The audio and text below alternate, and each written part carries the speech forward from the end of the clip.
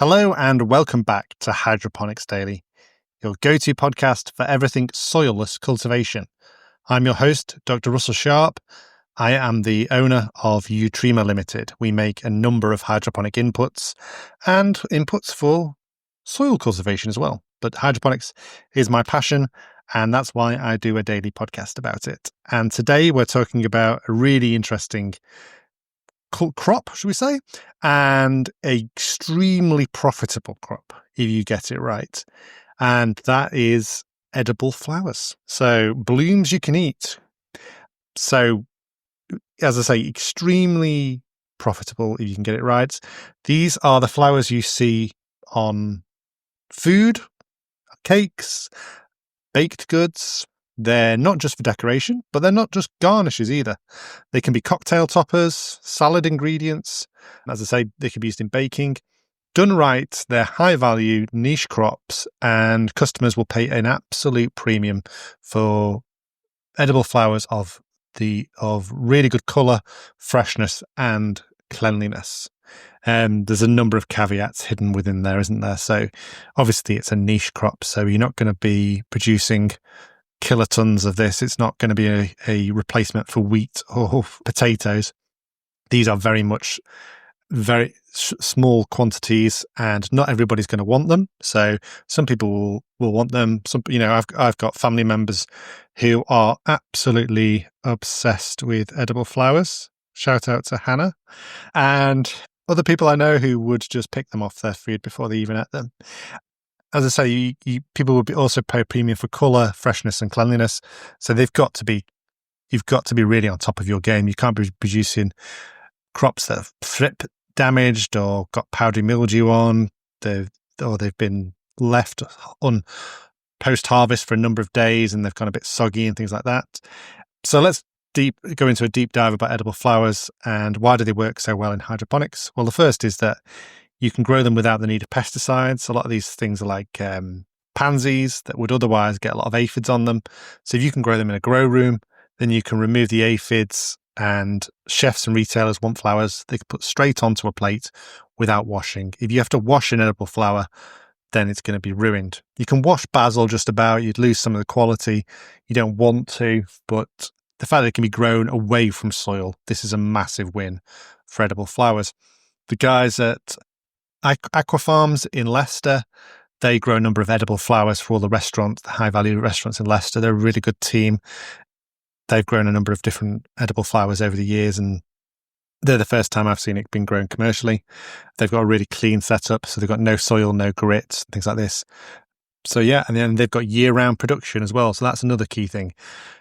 With these sorts of crops, obviously Christmas is going to be a big one. People are going to want to have edible flowers at Christmas, and so you can't just have summer blooms. So hydroponics really fits into there. So what we're going to be growing are edible flowers. Well, nasturtiums, a obvious choice. These have been grown and eaten for a long time before the fad of edible flowers came around. They've got more of a peppery taste though, so they're great in salads rather than on baked goods. Your violas and your pansies, a very mild, sweet flavour. They're ideal for desserts and cake toppings. Borage, sort of got sort of like a cucumber flavour, perfect for cocktails, borage. That's one that if you can exclude caterpillars, then that's where borage grows really well. I've seen fields of borage where you can actually hear them being eaten by the caterpillars. And that crop was being grown for pet supplements, like horse supplements. So they couldn't spray any pesticides on it. And so the farmer just had to listen to these caterpillars just devouring his crop, which was a very high value crop. Calendula, that's another very common one. Strong colour, petals used in salad, and as a saffron substitute. Dianthus, they're often called pinks because of their colour, but you can also get white ones.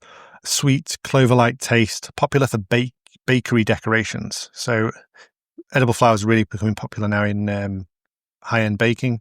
Begonias, they have a tart citrus flavour, but they've got really bright colours and they're great for salads. They're much larger flowers than, say, a viola. So begonias, I didn't know you could eat begonias. Really interesting genus begonias because they grow in the tropics and there's loads of different species. If you go to Hiroshima Botanical Gardens, they have one of the world's, if not the world's best collection of begonias. Really recommend if you're going to Hiroshima, sack off the nuclear war memorial.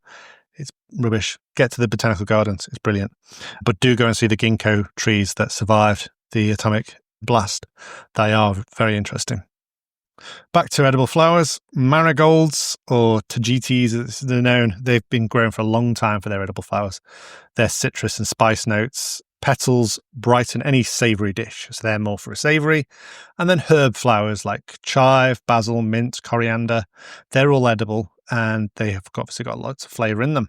So basil, we always think when it's flowering, that's the crop gone, then it's wasted. But if you could then pivot to sell those flowers as edible flowers, you're on for a winner, because these are extremely high value per kilo sold. The problem is it's not how being able to grow them, it's being able to sell them.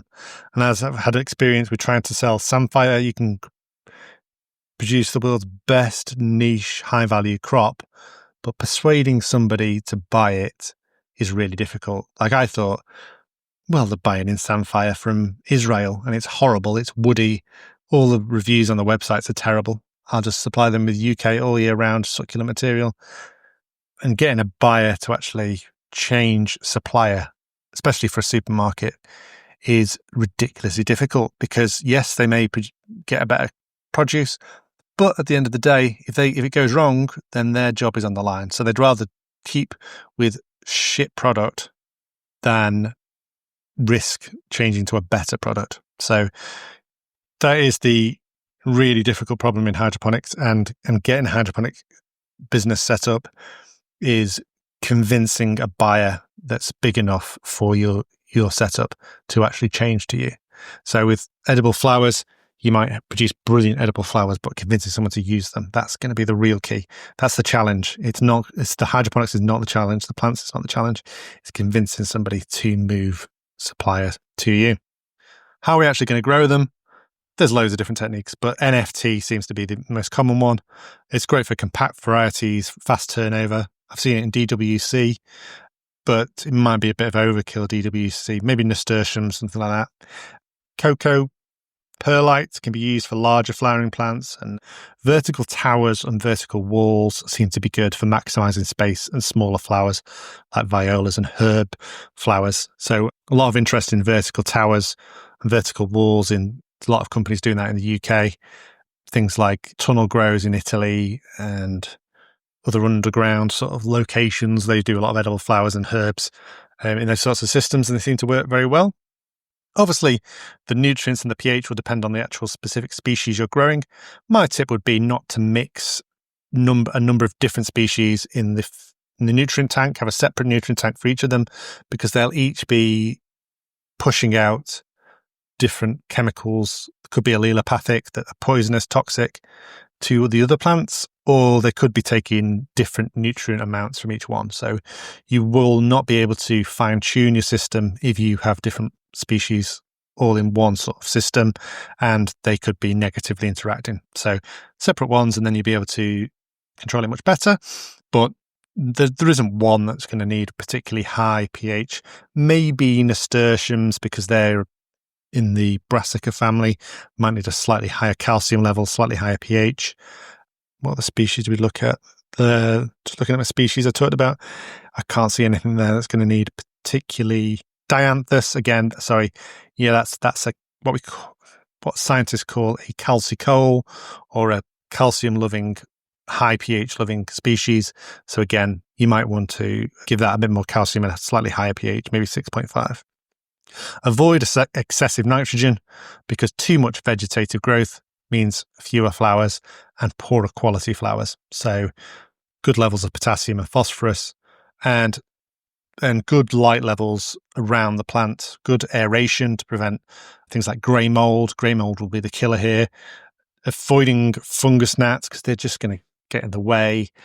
And fungus gnats, aphids, and things like that. Really, really got to be careful on your inlet and your outlet filters.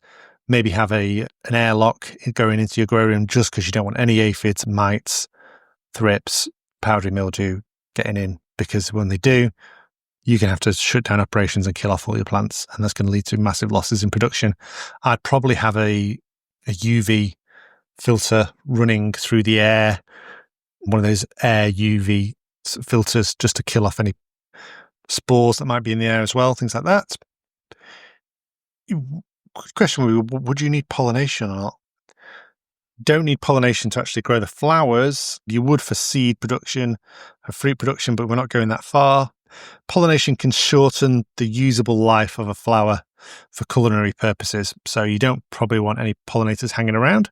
So you don't want them in a sort of same grow room where you might have tomatoes, where you've got bumblebees and things like this, and other pollinators, hoverflies and things like this. So that's something to consider. I would keep my humidity on the low side of the optimum, just to fight things like grey mold, botrytis, things like that, mildew. You want a good level of air movement, but without wind damage. Those delicate flowers, you want a high movement of air, but not a high speed of air. And then light intensity. Obviously, too much light and it'll bleach the petals, but too little is going to cause weak growth and weak colour anyway, and increase susceptibility to aphids. So it's a balancing act there. Harvesting time, early in the morning when the blooms are fully open, is the time to harvest. That's because they're going to have the most amount of turgor, amount of water in their cells. You harvest at the end of the day when the plants have been transpiring, evaporating water from their tissues, then they're going to have a much lower shelf life and not as springy and as turgid. Once you've harvested them, you've got to harvest them into food grade containers. These are a foodstuff. Avoid stacking to prevent bruising, and store at 2 to 5 degrees Celsius. And then you increase the humidity to prevent wilting. So there, in your post-harvest care, you're reducing the temperature, and the humidity goes up, which will happen anyway when you reduce that humidity, but temperature anyway, probably. Deliver quickly. Most edible flowers have a 3 to 7 day shelf life. I would probably put a few of those little tiny thermometer and hygrometers in the little clamshells that you normally sell them in, little plastic clamshells or recycled clamshells. Or you could put a data logger in there and ask the customer to return them every time, so you just know what the temperatures and humidity are during the whole supply chain. And you can control that supply chain, you control that delivery to the fine dining restaurants, as opposed to just going to a wholesaler, into a market and things like that. These are high-end conditions. Wedding caterers are going to love edible flowers, obviously, and wedding cake bakers, that's the word.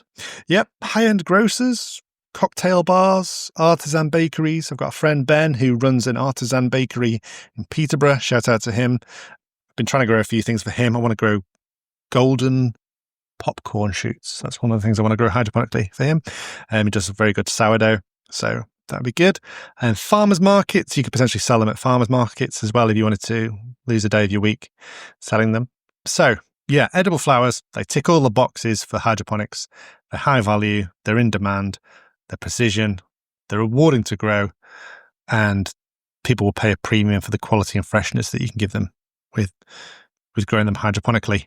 And as I say, the biggest issue will be convincing someone to change to your supply. And that's where your guile and your charm comes in. Two things I'm probably lacking in. That's why I wasn't very good as a hydroponic grower myself with the samphire.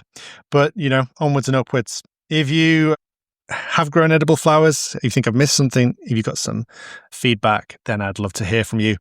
If you are looking to set up an edible flower production system and you're looking for some high value specialist inputs, then speak to us at Utrema. We have got a whole host of different products that could be useful in edible flowers and controlling any of the issues that you might have with them.